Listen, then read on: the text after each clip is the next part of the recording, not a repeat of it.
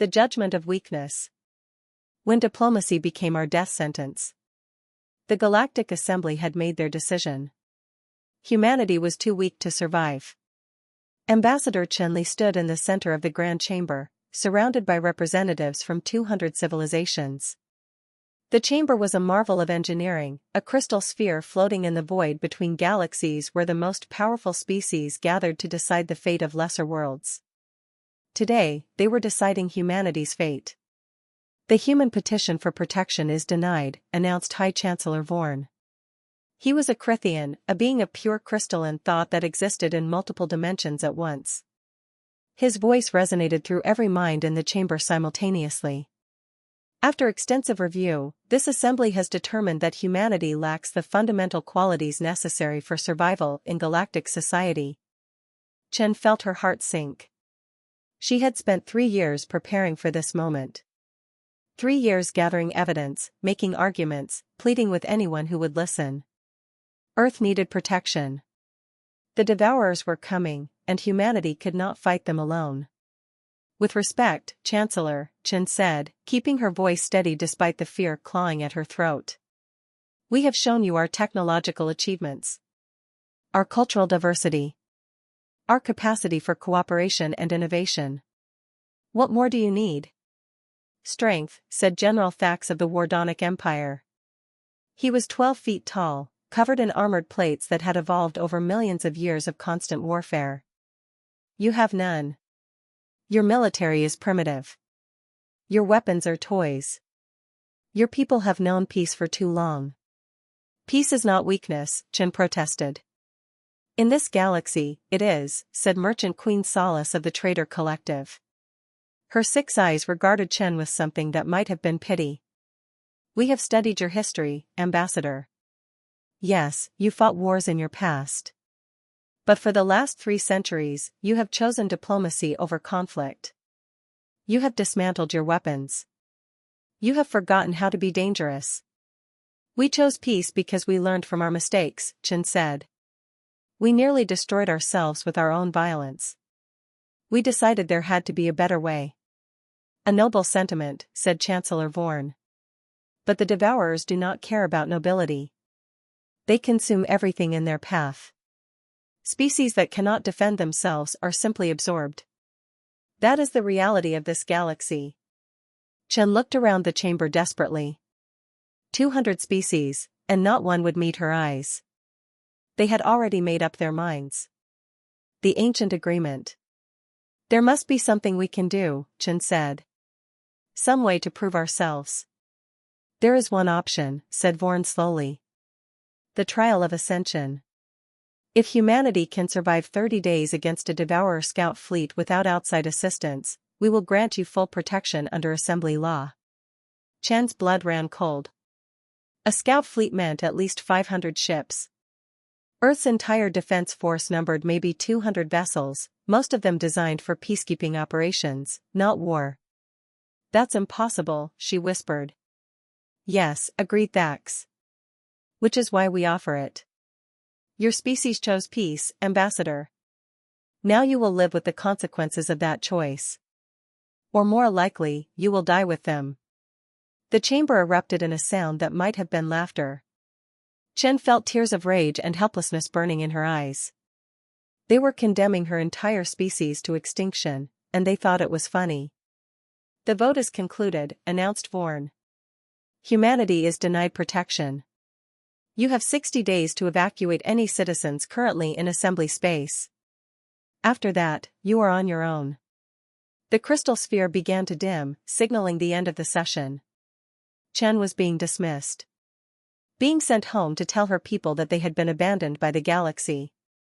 As she turned to leave, an old voice spoke from the shadows at the edge of the chamber.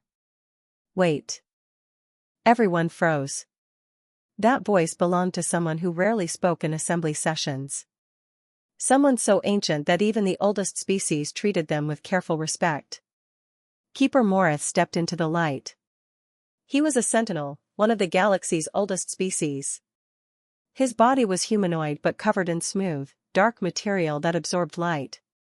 His eyes glowed with a soft blue radiance that seemed to pierce through everything they touched. Yes, Keeper, said Vorn carefully. Do you wish to add something to the proceedings? I wish to invoke an old law, said Morith. His voice was quiet but filled every corner of the chamber. One that predates this assembly by 10,000 years. Nervous energy rippled through the gathered species. Ancient laws were dangerous things. They had been written in a different time, when the galaxy was younger and more brutal. Which law? Asked Vorn. The right of ancestral defense, said Morith. If a species can prove they have ancient defensive measures already in place, they are entitled to use them without assembly interference. Chen's heart began to race. Ancient defensive measures? What does that mean?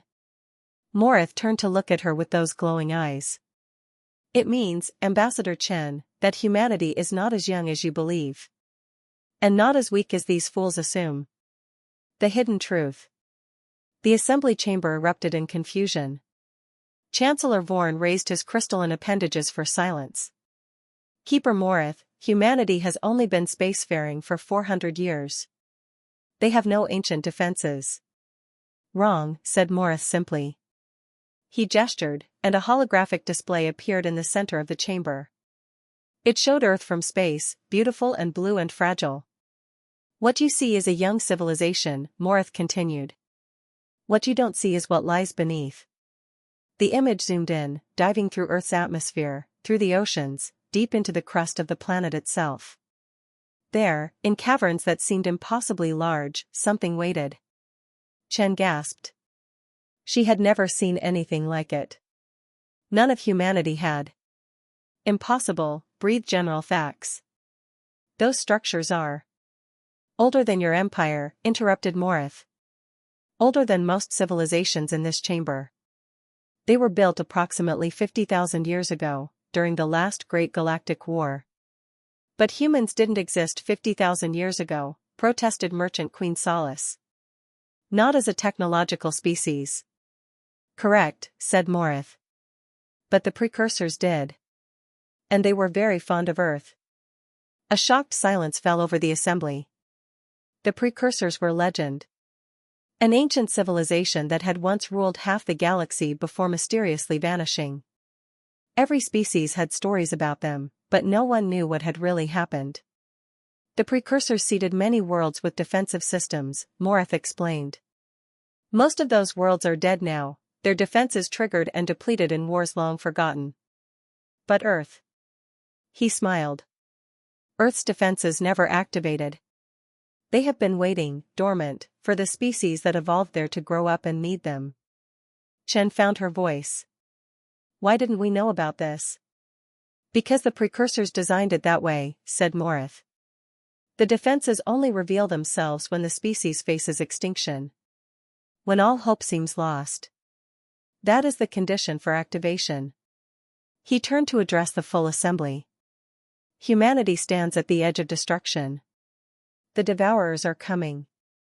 According to the precursor protocols, Earth's ancient defenses should activate within the next solar cycle. Should? Vorn emphasized the word. You're not certain? No one has seen precursor technology activate in 10,000 years, admitted Morith. It might not work.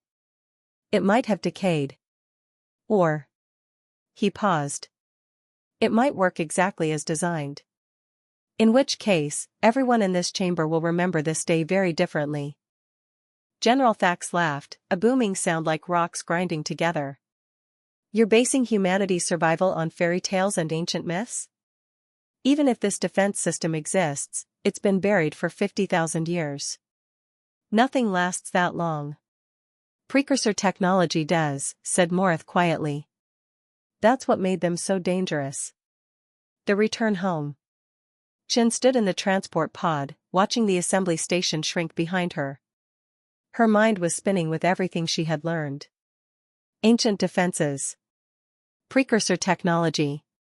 A defense system that humanity had never known existed. Was it real? Or was Keeper Morith simply giving her false hope? Her communication device chimed. A message from Earth Defense Command. She opened it and felt her blood turn to ice. Ambassador Chen, this is Admiral Zhao. The Devourer fleet has entered our sector. They'll reach Earth in 14 days. All civilian evacuations are beginning immediately. We'll hold them as long as we can, but... The message trailed off. They both knew how it would end. 14 days. Not 60. The Devourers weren't waiting. Chen closed her eyes and whispered a prayer to whatever gods might be listening. Please, she breathed. Please let Morith be right. Please let there be something down there that can save us. Deep beneath Earth's surface, in caverns that had been sealed since before human civilization began, something stirred. Ancient sensors detected the approaching threat. Ancient computers, built with technology that made modern science look primitive, began running calculations. Ancient power sources, dormant for 50 millennia, started to wake. The precursors had built their defenses well. They had anticipated that whatever species evolved on Earth might face extinction. They had prepared for this moment. And now, as the Devourer fleet drew closer and humanity's last hours approached, the ancient protocols activated. In bunkers across Earth, in military installations that humanity had built without knowing what lay beneath them, alarms began to sound. Seismic sensors detected massive movement underground.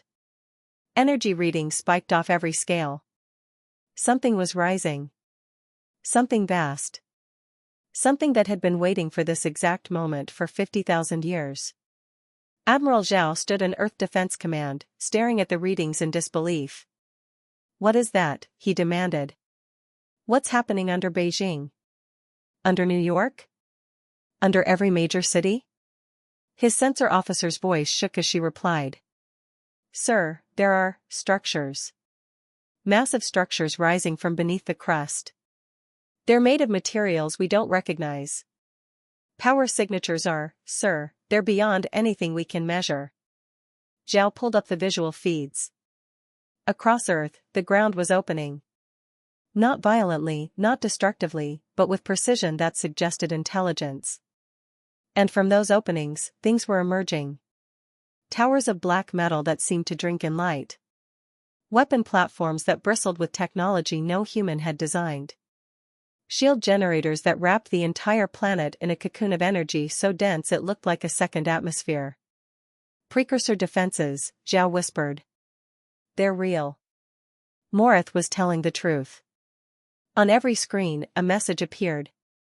Text in a language that humanity had never seen but somehow understood perfectly, as if it was being translated directly into their minds. Defensive protocol activated. Threat detected. Primary directive, protect this world. Secondary directive, eliminate all hostile forces. All systems online. Welcome, children of Earth. The precursors send their regards. Admiral Zhao felt tears streaming down his face. They weren't alone. They had never been alone. Their ancient ancestors, beings they had never known existed, had left them a gift. Protection.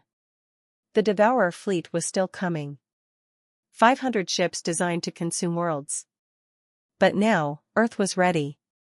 Now, the galaxy would learn what precursor technology could really do, the ancient awakening. When dead gods rise to protect their children. The Devourer fleet commander was called Harvester Prime. It had consumed 17 civilizations in its long existence. It had reduced thriving worlds to lifeless husks. It had learned to recognize the taste of fear that radiated from dying species. But as it approached Earth, it felt something new. Confusion. The planet ahead had changed. Where sensor readings 12 hours ago had shown a weak, lightly defended world, now there was something else. Analysis, commanded Harvester Prime. Its voice echoed through the bridge of the command vessel, a ship the size of Earth's moon. The planet has been fortified, reported a subunit. Energy signatures indicate defensive systems of unknown origin. Power levels exceed our previous estimates by a factor of 10,000. 10,000? Harvester Prime's multiple brains processed this information. Impossible. The humans don't have that technology. These don't appear to be human systems, Prime. The energy patterns match nothing in our database. They're old. Extremely old. Harvester Prime felt the closest thing its species could feel to unease. The Devourers had been consuming worlds for 8 million years. They had encountered every known technology. Nothing surprised them anymore. Until now. Proceed with the attack, it ordered. Whatever these defenses are, they cannot match our fleet. Nothing can. The Devourer ships moved forward. 500 vessels, each one capable of cracking planets. Their weapons began to charge, preparing to turn Earth into another dead world. Then the precursor defenses fired. The first strike. Admiral Zhao watched from Earth Defense Command as the battle began. Every screen showed different angles of what was happening in orbit. The black towers that had risen from Earth's crust were firing beams of pure energy. Not lasers. Not plasma. Something else entirely. Something that bent space itself, reaching across millions of kilometers in an instant. Where the beams touched Devourer ships, the vessels simply ceased to exist. No explosion. No debris. They were there one moment, gone the next, as if they had been erased from reality. What kind of weapon is that? Breathed Chen Li, who had arrived at the command center as soon as the defenses activated.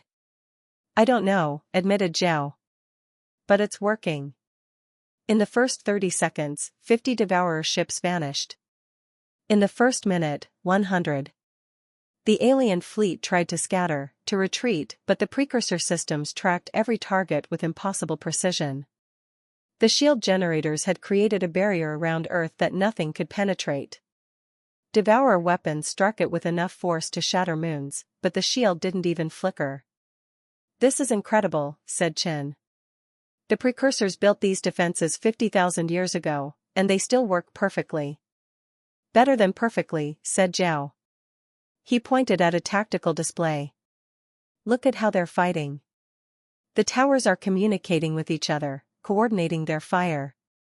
They're not just defending, they're hunting. He was right. The precursor weapons weren't waiting for the Devourers to attack. They were actively targeting ships, prioritizing threats, eliminating the enemy fleet with ruthless efficiency. Harvester Prime watched its forces die and made a decision it had never made before.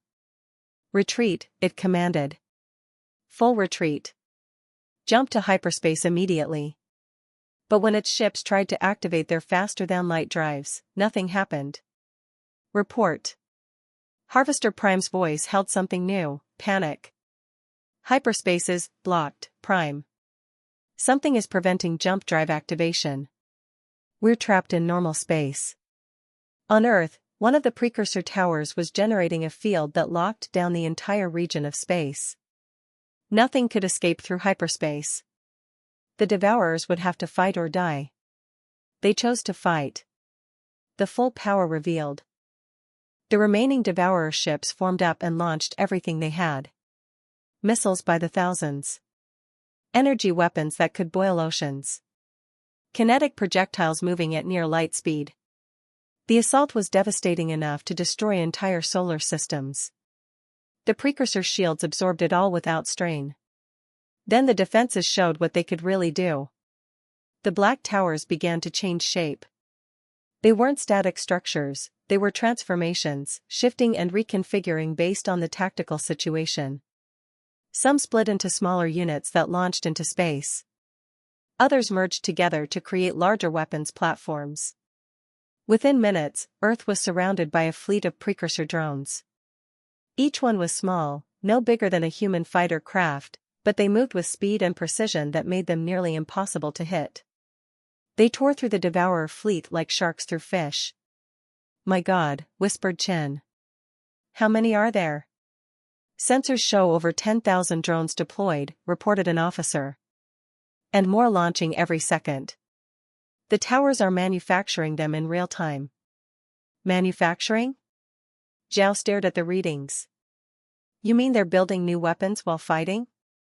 That's exactly what I mean, sir. The precursor systems had been designed by a civilization that understood war on a level modern species couldn't comprehend. They didn't just defend, they adapted, they learned, they overwhelmed. Harvester Prime watched its fleet die and finally understood terror. In 8 million years of existence, it had never felt fear. The Devourers were the apex predators of the galaxy. Nothing could threaten them. But these ancient weapons weren't just threats. They were extinction. Send a message to the hive mind, Harvester Prime ordered. Its voice was calm now, resigned. Tell them that Earth is defended by precursor technology. Tell them never to come here again. Shall we surrender to the humans? Asked a subunit. The humans aren't our enemy, said Harvester Prime. It watched another dozen ships vanish from its fleet. Our enemy is already dead. The precursors are gone. But their weapons remain, and they remember what the Devourers did in the ancient war. The last thing Harvester Prime saw before its command ship was erased from existence was a message, transmitted in a language older than most stars. The precursors remember. You consumed our worlds. Now pay the price. The battle lasted 7 hours. When it ended, not a single Devourer ship remained. 500 vessels, a fleet that had conquered worlds beyond counting, had been completely destroyed. Earth hadn't lost a single defensive installation. The galaxy reacts. News of the battle spread across the galaxy within days. 200 civilizations that had refused to help humanity now watched the recordings in stunned silence. The Galactic Assembly convened an emergency session. Ambassador Chen was invited to speak. She stood in the center of the crystal chamber, no longer afraid, no longer pleading. The holographic recordings of the battle played on every surface. You called us weak, Chen said quietly. You said we had forgotten how to be dangerous. You were wrong. Those aren't human defenses, protested General Thax. The precursors built them. The precursors built them for us, Chen corrected. They looked at Earth 50,000 years ago and decided it was worth protecting. They saw potential in the species that would eventually evolve there. They left us a gift, and that gift just saved our lives. And destroyed a Devourer fleet, added Keeper Morith. Something no modern civilization has achieved in recorded history. Chancellor Vorn's crystalline form pulsed with complex emotions. What will humanity do with this technology? Chen looked around the chamber at all the species who had abandoned her people. We're going to study it. Learn from it. And use it to protect ourselves from anyone who threatens us. Including us? Asked Merchant Queen Solace quietly. That depends, said Chen. Are you planning to threaten us? Silence fell over the assembly. Because here's what humanity has learned, Chen continued. Peace is not weakness. Choosing diplomacy over war is not cowardice. We dismantled our weapons because we wanted to build instead of destroy. But we never forgot how to defend ourselves when necessary. She gestured at the battle recordings. The precursors understood that. They gave us defenses that would only activate when we truly needed them. When we faced extinction. And now that they're active, now that we know they exist. She smiled. We'll make sure they stay that way. You're threatening the assembly, said Thax. No, Chen replied. I'm explaining reality. Humanity didn't ask to be put in this position. We came here asking for help, and you laughed at us. You called us weak and sent us home to die. But we survived. And now we have access to technology that terrifies you. She let that sink in. So here's what's going to happen. Humanity will remain neutral in galactic politics. We won't conquer anyone. We won't threaten anyone. We'll trade, we'll share knowledge, we'll be good neighbors. And if someone attacks you? Asked Vorn. Then you'll see what precursor technology can really do, Chen said simply. The battle you just watched? The precursors have defensive installations on 47 worlds across this galaxy. Earth was just one of them. If humanity falls, all 47 activate simultaneously. The assembly chamber erupted in chaos. 47 precursor defense systems. Enough firepower to reshape galactic civilization. How do you know this? Demanded Thax. Because the systems told us, said Chen. Once they activated, they connected with our networks. They've been teaching us about themselves, about the precursors, about the ancient war that made them necessary. We're learning more every day. She looked directly at Chancellor Vorn. The precursors protected us because they believed we could be better than the species that came before. Better than the endless cycle of conquest and destruction. They gave us the tools to defend peace, not wage war. And you expect us to trust you with that power? Asked Vorn. No, said Chen. But you will respect it. And you will remember that humanity chose peace until peace wasn't possible anymore. The new balance. 6 months after the Battle of Earth, the galaxy looked very different. The Devourer hive mind had declared a permanent exclusion zone around human space. After 8 million years of consuming everything in their path, they had learned to fear. 3 dozen species had approached humanity seeking alliances. Not because they trusted humans, but because they understood the value of having precursor technology on their side. And on Earth, people walked the streets knowing they were protected. The black towers still rose from the major cities, visible reminders of the ancient gifts that had saved them. Chenli stood beneath one of the towers in Beijing, looking up at its impossible height. Keeper Morris stood beside her. Thank you, she said. For invoking that ancient law. For giving us a chance. I didn't give you anything, Morith replied. The precursors did that, 50,000 years ago. I just made sure you knew about it. Why did you help us? Your species could have stayed silent. Morith was quiet for a long moment. Because I knew the precursors, he said finally. Not personally, but my species fought alongside them in the ancient war. We saw what they built, what they hoped to achieve. They wanted a galaxy where species could choose peace without being destroyed for it. He looked at Chen. When I saw humanity choosing that same path, I couldn't let you die for it. The precursors would have wanted you to survive. Chen felt tears in her eyes. Do you think we can live up to their expectations? Can we be what they hoped we'd become? That's not my question to answer, said Morith. It's yours. The defenses will protect you from external threats, but only you can decide what kind of species humanity will become. He turned to leave, then paused. But for what it's worth, Ambassador Chen, I think the precursors chose well. Chen watched him go, then looked back up at the tower. It hummed with power, a guardian left by gods who died before humanity could even speak. We won't let you down, she whispered to the ancient structure. I promise. High above, in orbit around Earth, precursor satellites maintained their eternal watch. They had waited 50,000 years to fulfill their purpose. Now they would wait however long was necessary. Because that's what the precursors had built them to do. Protect. Watch. Wait. And when the children of Earth needed them again, they would be ready.